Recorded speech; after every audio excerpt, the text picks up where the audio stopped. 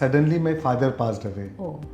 And he was 46. It was a sudden death, and then next 3 years I slipped into depression. Oh God. He told me that if you meditate for 40 days every day, you can heal yourself without any medicines. Not only I healed myself physically, but actually in a period of 1 month I was emotionally fully transformed. I mean, this was meant to be your path. When I look back, I say thank you for my depression, thank you for the TB. Just few breaths, I'm already in a trance.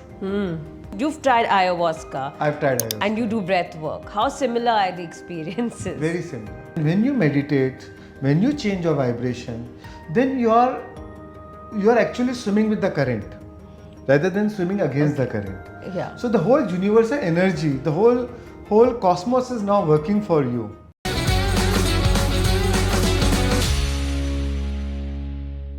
More and more we see how spirituality can coexist with other aspects of our life and even enhance them.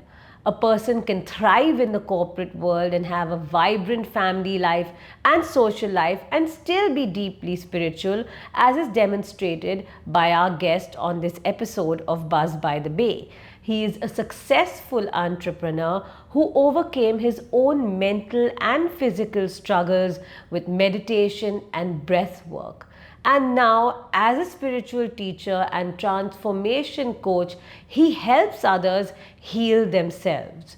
Very pleased to have in the studio the founder of Shreans Daga Foundation, Mr. Shreans Daga himself. Thank you. Welcome to Buzz much. by the Bay. Thank you, and my pleasure and privilege. Thank you. Wonderful to meet you in person. I have tried a couple of your guided meditations and downloaded your app. Very nice to actually make acquaintance with you. So you are an entrepreneur, a spirit and a spiritual enthusiast. You've sort of balanced your life, right? You haven't withdrawn from regular life to take up spirituality. Yeah. They coexist in your life. Yeah. But how, let's start with your personal journey. What led you on this path? So the year was 1993, when I was 19, second year college, Sydenham, and suddenly my father passed away. Oh. And he was 46. It was a sudden death, and then next 3 years I slipped into depression. Oh God. I was going through a lot of grief and anxiety and course. insecurities about what will happen to me and my family. And then after 3 years I was detected with chest tuberculosis. Oh gosh. And that was like a wake up call that I have to do something in my life differently, otherwise I may also die soon. So, and then I coincidentally got introduced to a spiritual teacher, Brahmashi Patriji. Okay. And then he told me, if you really want to heal the root cause, then you have to do meditation. And that time I was open to try anything. Yeah. And so I started meditation with him. And my first meditation, I felt really very relaxed, very calm. That feeling I'd forgotten last 3 years. And then he told me that if you meditate for 40 days every day, you can heal yourself without any medicines. Wow. And because my first experience was so profound, I took that challenge. Okay, chalo, I'll do my best. Okay. And anyways, I was not doing much because I was completely withdrawn from my social life. So I had all the time. After 30 days, I was due for my chest X-ray. And when I got my X-ray done and showed to the doctor, he said the TB is absolutely, there's no signs of TB. Amazing. Yeah. So your lungs were totally clear then? Completely clear. And he says this is the first case in his history, that in his professional history, that he's not seeing even a small patches. And so that was for me a biggest revelation that, oh, I healed myself. And then I realized not only I was feeling good, not only I healed myself physically, but actually in a period of 1 month, I was emotionally fully transformed. I was very joyful, much at calm, no more feeling anxiety. Somehow I had that confidence that everything will work out. Okay, that's an amazing story actually, because not many people take to meditation that easily. It's something that actually comes late, like if you're a yogi or if you're into yoga. Meditation is something that comes later in your practice. So you went off allopathic medicine. Is that No, I just took for one day, and next day I met Patriji. So I never took. Then I stopped same day. really? Yeah. So obviously, what he was trying to tell you is that the TB was caused because of some deep emotional trauma. Is that essentially what it Absolutely. was? I remember him telling me that your TB is like your fire alarm, but your real fire is your grief that you're going through. Okay. So unless you heal the root cause, you are just trying to shut the fire alarm Right. by taking medicine. Then it will come up in some another disease. Right. So eventually you have to deal with the root cause. Yoga also basically says that most of our ailments are psychosomatic. Absolutely. Right? Would you agree with that? Totally. I mean, I say 80 to 90% of the diseases are psychosomatic. Yeah. Right? Like first it goes into the psyche, Yes. then the energy body, Yeah. and then comes to the soma, physical body. Yes. Right? Yeah. So that's what even yoga has this concept of adi and vyadhi, which is adi is like deep mental disturbances, Yes. which then manifest in the body as physical diseases. Yes. And they are real physical ailments. It's just that the root cause is in the mental disturbances. Yes. So vyadhi is your psychosomatic ailments. Right. But yours is quite an exceptional story. What kind of meditation exactly did he? So he taught Anapansati, which is taught by Gautam Buddha, Okay. just to be with your in-breath and out-breath. Okay. So the whole idea in this meditation is when you are with your in-breath and out-breath, your mind becomes empty. Yeah. And once your mind becomes empty, you lose your identity, your ego, your personality self, the roles that you play. You forget everything because no mind. Yeah. But once your mind becomes empty, you drop all resistance. See, most of our resistance comes because of identification with things. Yeah. What will happen to me for my future? Whether my business will work or not. So, all because of your thoughts, right? But once you have no thoughts, the resistance drops. And once you drop the resistance, you connect to your inner being. You connect to your source energy. Yeah. And then you're naturally happy, you're naturally joyful. Yeah. You discover that, Yes. right? And that is what brings the change then. So you reach that stage of shunya Right. in the mind. So it's a Absolutely. Buddhist. It's purely a Buddhist. You Technique. follow the Buddhist technique. Absolutely. It's very difficult to get to that stage, and the fact that you could get to it fairly easily is quite surprising. Means obviously you had this within you. I mean, this was meant to be your path. It almost seems like I that. feel so. I feel today when I look back, I say thank you for my depression. Thank you for the TB that I got initiated into this at the early stage in my life. Going through your profile, you have a vast knowledge of spirituality, quantum physics, epigenetics, neuroscience, quantum breathwork, transgenerational healing, past life regression. You have vast knowledge on all these subjects. You said that there are hundreds of global spiritual masters who you attribute this knowledge to. Yeah. Could you name a few of your main influences? So, starting with Brahmashi Patriji, then Dr. Newton, who is India's one of the top past life regression therapist teacher, and Greg Braden, Bruce Lipton, Dr. Joe Dispenza, then Abraham Hicks, Esther Hicks, then Eckhart Tolle, few of them, yeah. Have you met many of All of these? them. Whoever I'm naming, I've met all of them. You've met them. All of them attended their workshops, organized few of their workshops. So I met Dr. Joe Dispenza in 2002 when he was a teacher in Ramtha School of Enlightenment Okay. in Ailments, Seattle, Washington. Okay. And he was teacher. He was not at all known that time. Yeah. So I've been associated with him since then, actually. And you still are? with all yeah, these very people? much. Yeah. And now, of course, you are a transformation coach and a spiritual coach yourself, a spiritual teacher yourself. Yeah. Does this take up all your time? You're still involved in your business? So say in my working time, 50-50.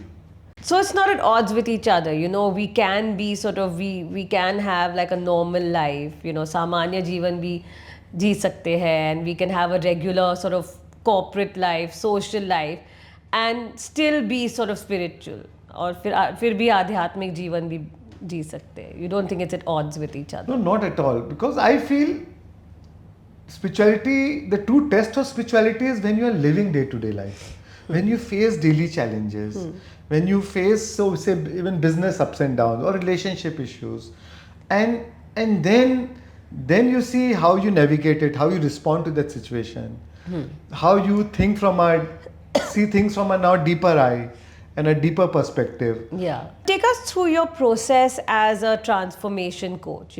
I mean, people come to you with issues like depression and anxiety, or how does it work? Or they want to achieve a certain goal, or do they come to you with physical ailments? I mean, how do you help them?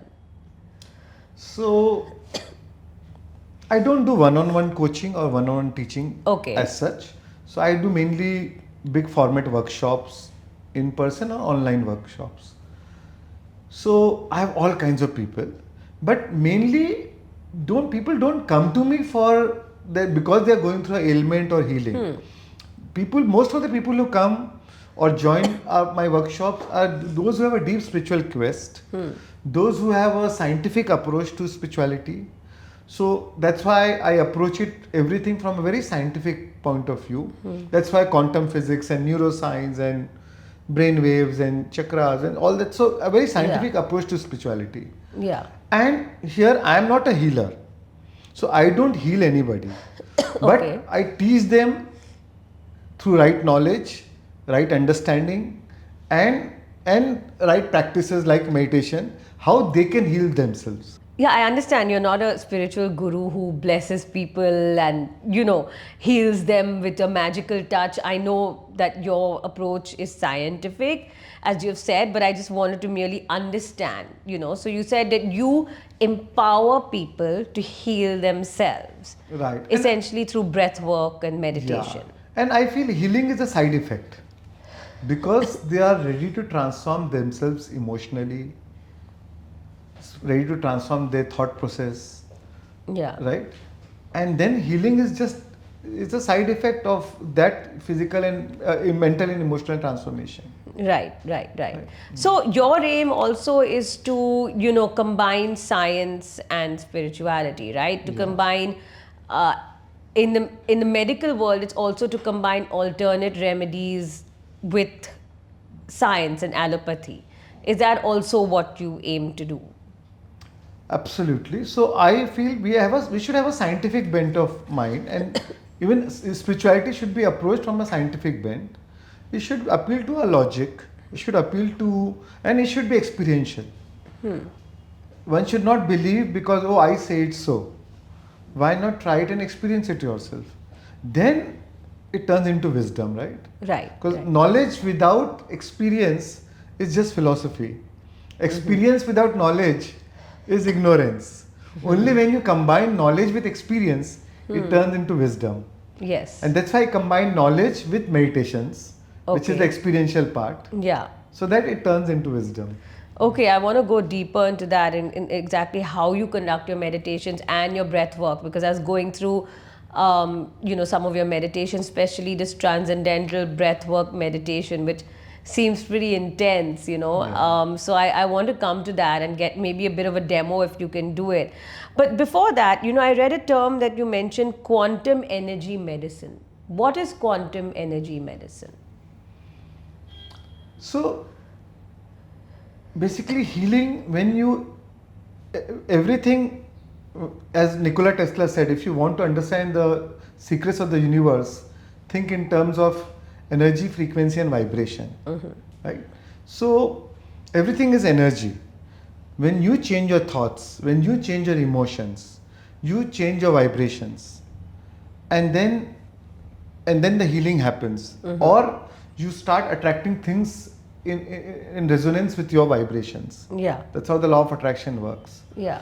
So quantum energy medicine is to connect to the quantum field, to connect to that higher dimension, to the higher mind. Right. And change your vibration, change your frequencies from and then the healing happens. Right. So there's no dependency on anything outside. Right? Right. Okay. So basically, you're saying we're all energy. Yeah. and you're connecting to a sort of universal field of energy or a universal consciousness in some ways also. Yeah. Could you say it like I would that? say quantum field, you know. A quantum field. Yeah. Okay. Yeah. Right. So that's essentially how you heal yourself. And another interesting term that you have mentioned that I read about in one of your other interviews, you said that our mind is the biggest pharmacy, Yes. right? But do you think with ailments like cancer and serious ailments like that, I mean, you feel that the mind and this sort of meditation and breath work can have a big role in healing it? Of course. So our autonomic nervous system is the biggest pharmacy of chemicals. Right? So whatever chemicals which are needed for our body to heal, Yeah, our autonomic nervous system produces it. right. So we don't need to depend on external medicine. Not that I'm against any medical field. I feel sometimes it is good for any acute ailments. Yeah. But for a chronic disease, for a disease which are more lifestyle diseases, I think if you really need to cure it, we need to make some lifestyle changes. We need to work on our thoughts, our emotions, to Yeah. really make a change and really heal from the root cause. Yeah. Of course, we have to take help, and you can't have an extreme approach. It can't be No. only this will work or only this will No, work. no. Like you said, you have to marry the two, right? You have to Absolutely. use the best of both worlds. Have you, in your experience, in your workshops, actually seen people really heal themselves? Many, many. I mean, earlier I used to collect the data, and now last 2 years we have even stopped collecting data because now there are so many cases, from first stage cancer to arthritis, or any kind of autoimmune diseases, or diabetes, blood pressure, anything. I mean, almost any disease which I've seen that people have healed themselves. So many times the healing has happened to my surprise. Yeah. Really? Yeah. So you've actually seen like people with diabetes or even first stage cancer actually go into Fourth some sort of stage. remission. I'm talking about fourth stage. Sorry, Yeah, fourth yeah. stage. Yeah. Go into a remission. Remission. And that we have documented also, Okay. Yeah. Possible to tell us a little more about this particular episode or particular client? So that Lavisha, she's from Ahmednagar. Right? She was fourth stage cancer. Doctor said that you might have maximum 2 months. And that is when she said, now I have nothing to lose. And that's it. That is where she started meditation along with breathwork. And she came to my workshop in a fourth stage cancer. And now she's healed fully. And 2 months have passed and she's okay and No, it's been now 2 years, more 2 than 2 years. years. Yeah, yeah. Incredible. Fully reversed. Cancer is fully reversed. that's incredible. Yeah. That's incredible, right? I mean, yes, for sure, the mind and faith and your breath have a big role to play in all this. If you, again, going back to yoga, there's such importance given to breath, right? The yogis believe that you can increase your lifespan by controlling your breath.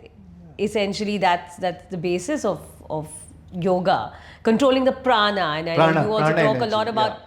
prana, the vital energy in us, which is Absolutely. responsible for all our physiological functions. Yes. You have the 5 main pranas. That's what meditation does, right? Yeah. Increase the pranic energy. Yeah. Right? And also connect you to your source energy. Yeah. Because when you lose your identity, your ego, your personality, you reach a state of non-duality. But the real challenge starts after you get up from meditation. That's where knowledge and awareness comes in.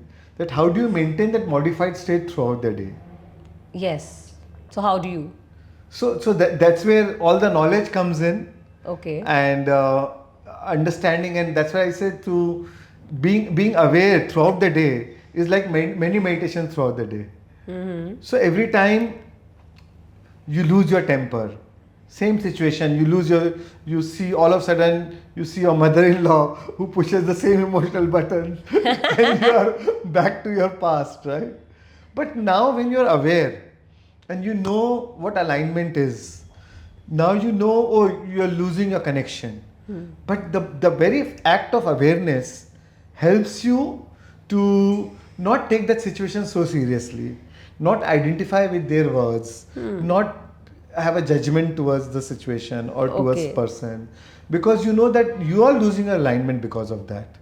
And when you do that, or you can take out, or when you say no, I can't help but being angry. Yeah. So you can take out 10 minutes, again align yourself, again focus on your breath, and go back from a right state of being. So my intention of all meditations is to change your state of being, and then from the right state of being, then doing whatever you're doing. See, when things change inside you, things change around you. Yeah. Because then according to that vibration, you'll start drawing things into your life. And when you meditate, when you change your vibration, then you are actually swimming with the current rather than swimming against the current. Yeah. So the whole universal energy, the whole cosmos is now working for you. Right. And that's how even your manifestations becomes easier. Yeah. Right? You're flowing with the current. Understood. So change your state of being essentially means get on a higher vibration. Yes. Get on a higher vibration. Absolutely. Yes. And then of course continue after you get up from a meditation. You said the important thing is to stay in that higher vibration for the rest of the day. Yes. So to have a heightened awareness. Yes. And not take everything personally. See, when you meditate, you realize that my happiness is not dependent on anything outside. See, today, 7.9 billion people on this planet. We are all chasing one common goal, one common thing, happiness, right? And we believe that, oh, if I get a new house, then I'll be happy. If I have a relationship like this, or a new wardrobe, or a new vacation, then I'll be happy. Yeah. Now, in meditation, you realize that, oh, my happiness is within me. When I connect to my source, Right. that source is my ultimate resource. That is my ever-ready resource. If outside thing gives me happiness or is adding joy to my life, then it is like icing on the cake. But I am not dependent on that. Right. Since I am not dependent on it, I Yeah. lose my attachment. You've explained this really well, and the Bhagavad Gita also says that your happiness is something that comes from within. It's not really dependent on factors in the external world. So yes, this is also essentially what you're trying to impart through your meditation. But I want to come to another important fact is that even a lot of teachers or experts will tell you that meditation is not necessarily for everyone, at least in the beginning. If you're very depressed or deeply disturbed, there is a chance that meditation could take you deeper into that feeling. See, I disagree with this in my experience. Okay. Though I will not say there could be some exception. Yeah. But in my experience, I have not come across a single case like that. Having said that, when you are going through depression or sometimes you're going through a lot of anxiety and non-stop thoughts, meditation, even to sit for meditation becomes challenging. Yeah. But that time, then breathwork really helps. That helps them to eventually slip into a meditative state. Okay. Right? Okay. So that's why I combine breathwork and meditation, as a common tool for transformation. Understood. So combining it, that's how you sort of get through that restlessness that you initially may have when you try to sit in plain just dhyan or meditation, as they say. Right. So you do your breath work and then you get into a state of dhyan or into a meditative state. Yeah. So coming to your transcendental breath work, as you've described it, it says it uses the wondrous power of your breath combined with powerful curated shamanic music. So if you could tell, how is it different from a regular pranayam, your breath work? What is special about your transcendental breath work? In a way, it's a type of pranayam. You can give some any fancy name. I have given the fancy name Transcendental breath. I like it. But actually, it's a type of pranayam. The difference is that here you take a deep breath in till your belly, and as soon as you inhale, you exhale. The focus is on inhalation, not on exhalation. Okay. So it's also called belly breathing or diaphragm breathing. And there's no counts here. Because when you start counting, your logic mind comes in. And logic does not produce magic.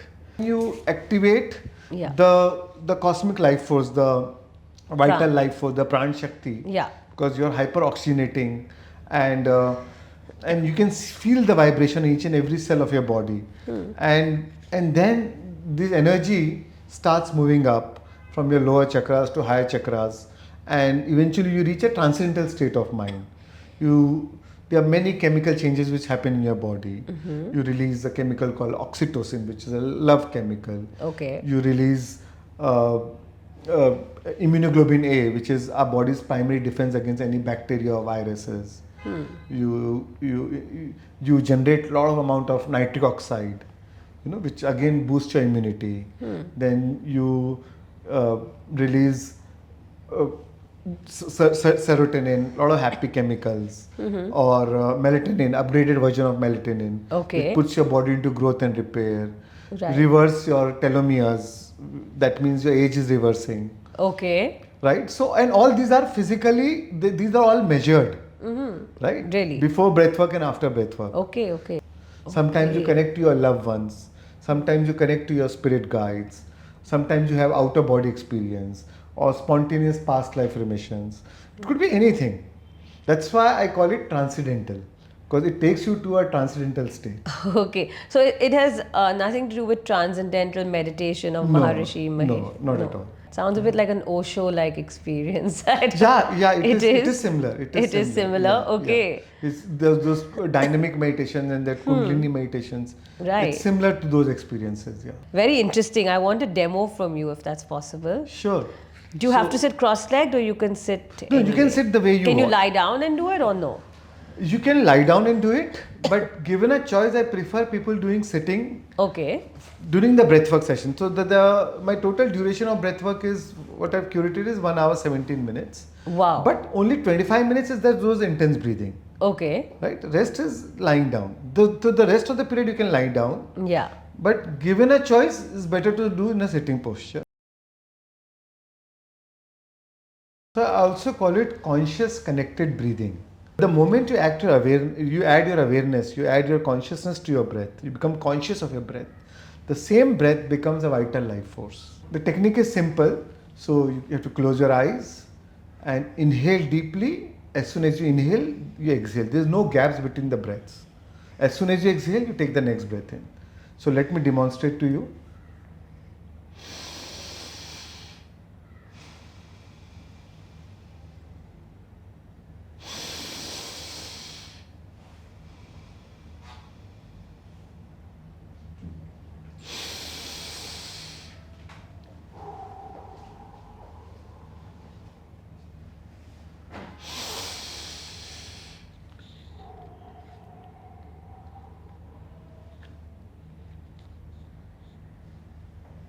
So just few breaths, I'm already in a trance.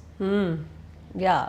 So you have to take a full breath in till your belly. It's all, Yeah. Right? And then you just exhale. Inhalation is always from your nostrils. Exhalation can be from your mouth or nose, whatever works for you. Okay. So that's all. Simple technique. And it's just that you don't give any gaps. It's a continuous process. And you take it till your belly, and your belly should move outwards, right? Your stomach should move outwards when you inhale. It moves out. When you exhale, it goes in. The stomach goes back. Yeah.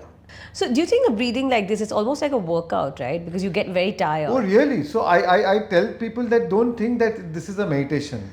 Think that I am a gym instructor and you're gone to a gym. Yeah. This 25 minutes is like that. Yeah. Then you're going to a meditative state where there are no guidance. Then the music guides you and you slip into that deep trance state. I did try a bit on your channel, and it is like a workout. Do you think it can bring about a lot of fat loss also? Of course. And now there's a lot of research which has come up that this belly breathing, deep breathing leads to fat loss. It is one of the most natural way of losing fat. Amazing. Amazing. Okay, great. I'm definitely going to try more of it. You've said that this kind of breathing takes you into a trance-like state. Okay. These days, you said it also suppresses these stress-related genes, and it releases serotonin and all that, which helps with depression and anxiety. These days, a lot of people are turning to substances, hallucinogens, to deal with PTSD, post-traumatic stress disorder, to deal with depression, anxiety, to deal with other ailments like magic mushrooms. People are microdosing on magic mushrooms. Yeah.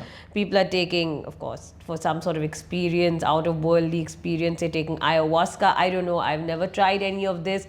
I don't know. What do you make of this? Would you ever recommend such therapy to people? I'm not against this. I've tried ayahuasca, and I think it's wonderful to experience it. Oh. I feel basically you experience that your own divinity, that whole oneness. Okay. That Aham Brahmasmi. I mean, that was my Brahmasmi. experience, and so you come back as a new person in a sense. You realize, oh, what you really are. Okay. But I would not like it to do it like a. I want to escape from the reality, so let's just do ayahuasca. Okay. And I've seen a lot of people doing it like that. Yeah. And they have really been, and then if you do it very frequently, I've seen them really cut off from the reality. Yeah. Transcendental breathwork is a great alternative to all those things. Because because what happens in ayahuasca or magic mushroom releases DMT, the spirit molecule, your pineal gland releases DMT. And the same thing happens in breathwork. You've tried ayahuasca. I've tried ayahuasca. And you do breath work. How similar are the experiences? Very similar. Really? Very similar. To ayahuasca. Very Did you similar try it to in ayahuasca. Brazil? No, Ayahuasca. no, I've tried in India itself. Oh, they have? Yeah, okay. yeah, yeah. Oh. So what was, can you tell us a little more about that experience? So my first experience of ayahuasca was I absolutely lost awareness of my body. I was pure consciousness. I became fish. I became a deer. I became water. And then I can see as if the galaxies are being, as if I back to the maybe billions of years back, and where I see the planets are being produced through sound. Yeah. So you go into different realms, and then you keep in I was in that journey for 4 hours, but it felt like I saw probably 40 years I was in that journey. It went like that, Wow. There's so much that you see. Yeah. So I love that experience. It was a very profound experience.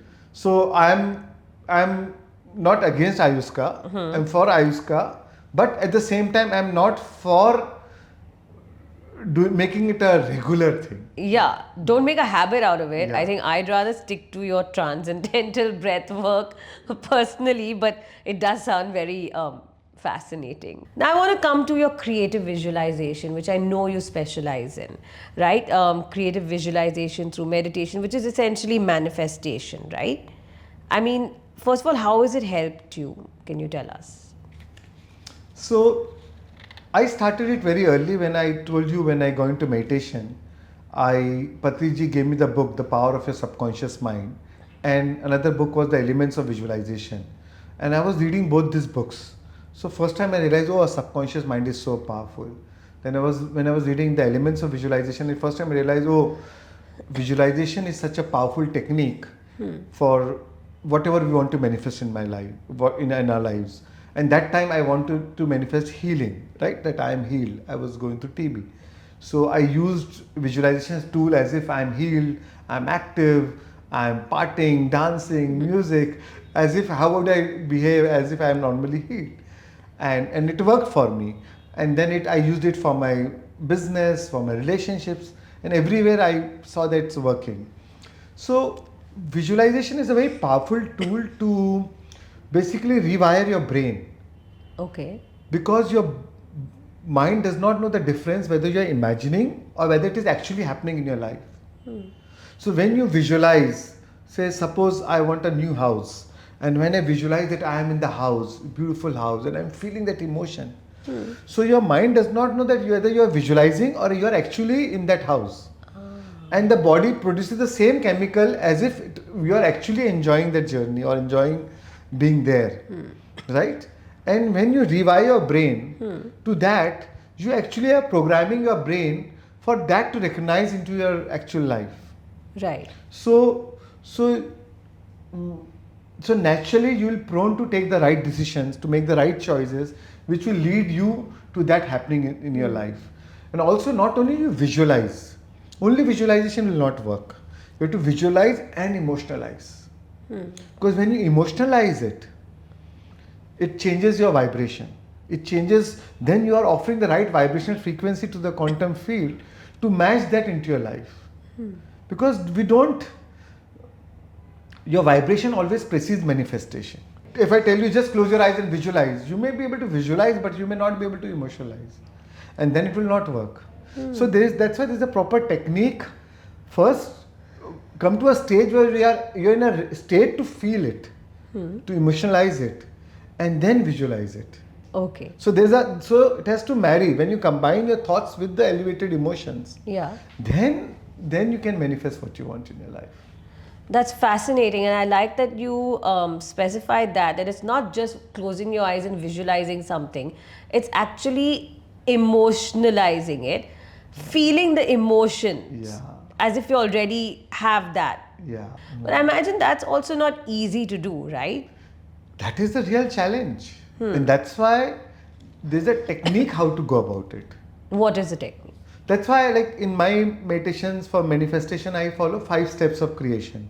First is brain coherence, which is through the help of Anapanasati, observing Yeah. your breath, you become nobody, nothing, nowhere, no place, no time, right? And then second step is heart coherence, where you focus on your heart center, where you change your emotions, where you transform your emotions. Okay. And then you come to the third step, which is creative visualization. Ah. And then the fourth step is surrender, where you visualize. In the third step, you visualize what you want. You don't visualize how you want. How you want is what you surrender. You leave it to the higher mind. Because the higher mind knows how to make that happen into your life. And then fifth is you end with gratitude. You're thanking as if it's already happened and give thanks for that. And that's Okay. how you end. So this is the journey, and that's when really it works. So it's a 5-stage Yeah. sort of process Yeah. that you go through. Yeah, And creative visualization comes later, absolutely. basically. And then you end with the gratitude. Yeah. Very interesting. It's very scientific. Whatever vibration you're offering to the universe, to the quantum field, it matches the same situations or relationships or events into your life. Right? Yeah. You'll draw the similar people, places, things, time and event into your life. Yeah. Now, the universe do not know that the vibration that you're offering is because that is actually happening in your life, because you have visualized something about your future, about your or you are going through some anxiety, Yeah. or like worry is a prayer for manifesting what you do not want, Yes. right? Because when you're worrying, you're speculating the worst outcome. So you're increasing the probability of that happening in your life. Right. And when that happens, you say, oh, I thought it so. But it happened because you thought Because it so. you thought it. Or you're thinking about some past. It could be some happy moments from your past, which could change your vibration in the present. Yeah. Or it could be some challenging moments or some adversities of your past, and you can reminisce about that, and you're going, and then you're feeling angry or upset about it now. Yeah. So the universe does not know, but no matter what it is, whether it is thinking about your future or thinking about your past, the vibration that you're offering is in the present moment. That's wonderful. I really like that explanation. So it seems to me that emotionalization is the key to this. Absolutely. Right? So you're almost sort of tricking your own brain, you're tricking the universe also, in a way. Yeah, absolutely. You're tricking the universe. Yeah. But because the process is like this, you may start with manifestation. Oh, I want something, Yeah. right? But in the bargain, by you practice it time and again, that you learn to connect with your source, connect with your inner being, and then you feel so whole that after a point you say, I don't want anything. And then all you want is to give. And then giving gives you joy. Many times I've seen people who start very humbly, then they get success with all these manifestation techniques through visualization, emotionalization, and then they get a lot of wealth. And then once they get wealth, and then the ego makes the backdoor entry. Ah. Then you become arrogant, you become judgmental, and then you say, "Oh, I'm a self-made man. I made it all," and you guys don't understand. I mean, you know how the ego tricks you. Yes, yes. And then it changes your vibration back, Of and then course. you lose your wealth. Yeah, no, absolutely. No, so that ahankar aa jata hai, and that should not come. Once you have that understanding, ki all sentient is still temporary, and then it will not lead you to arrogance. It will not. In fact, makes you more humble. So when you are when you are spiritual and material both, then success gives fulfillment because you know how to balance both, right? True, true. No, absolutely. That's And also success become long lasting yeah. because you are also able to sustain that wealth, sustain that success. Lastly, could you leave us with 3 simple techniques for manifesting success? I know we've spoken a lot about this. If you could just simplify it, like 3 mantras for success, or 3 simple techniques for manifesting success. So I would say try to spend every day, start your day by first changing your state of being. Where meditation is a very powerful tool to change your state of being. Don't start your day that, oh, I'll go out and I get something and then I'll become happy. How I like to do things is first I want to meditate, I want to become very, very happy, and then doing whatever I'm doing. The universe is amazing. What you feel about is what you bring about. The universe say, oh, you are happy. So let me give you more of the situations so that you feel more happy about. Yeah. Right? So this is how the law of attraction works. Yeah. So if we are smart, if we are intelligent, why do the hard work? Why not do the smart work? Why not have the law of attraction work for you? And that's how you change, that's how you save more time. Yeah. What you want to achieve in 10 years, probably you'll achieve in maybe 1 year. Not only that, you'll increase your productivity, you'll increase your efficiency.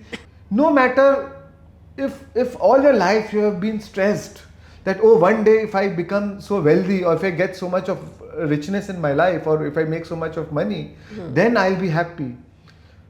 Eventually, even if you get that much wealth, you will not stay happy because in the bargain you become addicted to stress. So change your state of being, your inner alignment, and the universe's job is to give you then what you deserve and what you essentially visualize. Absolutely. If you deserve it, the universe will serve it. And how you deserve it? By changing your state of being. Okay. Thank you so much. I've had a very interesting conversation with you, Shreans. Thank Really you. Thank you wonderful. so much. And I really enjoyed this conversation. Yeah, Thank you for inviting me and giving me this opportunity. Yeah, and I can't wait to try your meditations and your breath work. Thank you. Thanks.